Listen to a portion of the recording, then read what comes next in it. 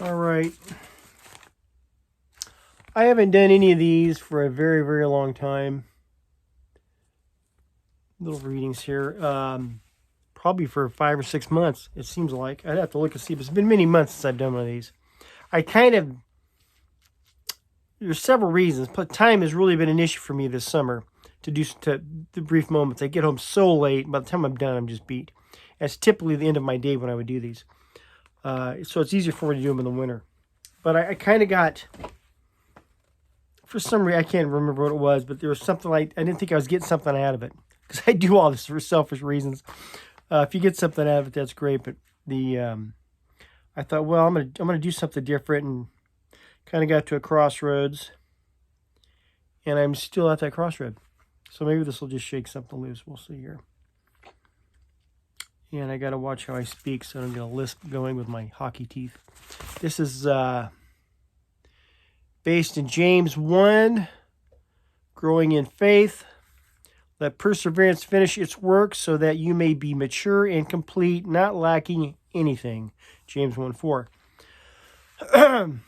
At the beginning of my gardening journey, I'd wake up early and run to my vegetable garden to see if anything had sprouted. Nothing. After an internet search for fast garden growth, I learned that the seedling stage is the most important phase of a plant's lifespan. Knowing now that this process couldn't be rushed, I came to appreciate the strength of small sprouts fighting their way through the soil toward the sun and the resilience to temperamental weather. After waiting patiently for a few weeks, I was finally greeted by bursts of green sprouts creeping through the soil. Sometimes it's easy to praise the victories and triumphs in our lives. I cannot say that.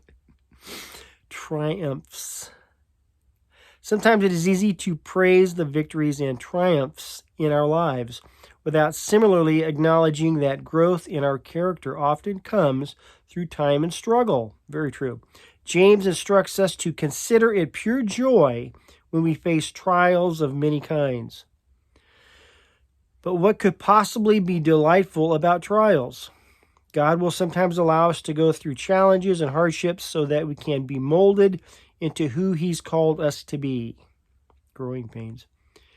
He waits in anticipation for us to come out of the trials of life, mature and complete, not lacking anything.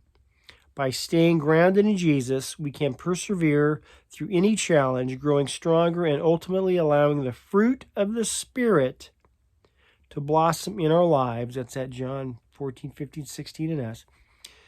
The fruit of Spirit to blossom in our lives. That's in Galatians 5. His wisdom gives us the nourishment we need to truly flourish each and every day. Wow, that's a good one.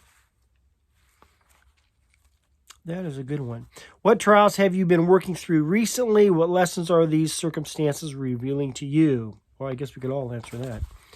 Dear Heavenly Father, sometimes the trials I face seem unbearable. Please give me the strength to persevere and help me as I grow in faith and develop into the fruit-bearing believer that you've called me to be. Let me show you something.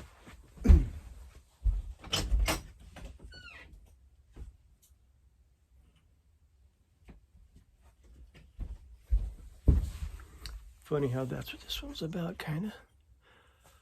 It's a mason jar. Some algae, greened up water there.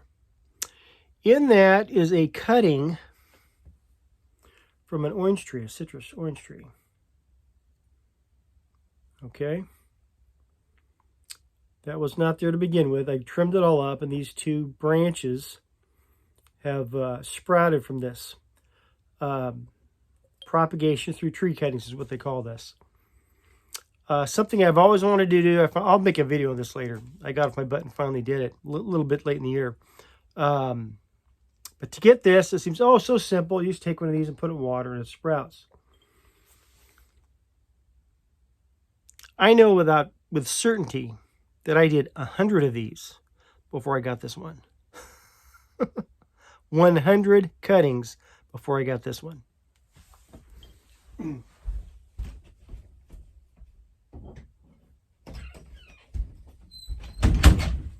Try again. Maybe we'll persevere and grow. I wanted to expand my orange trees. Anyhow, love you. God bless.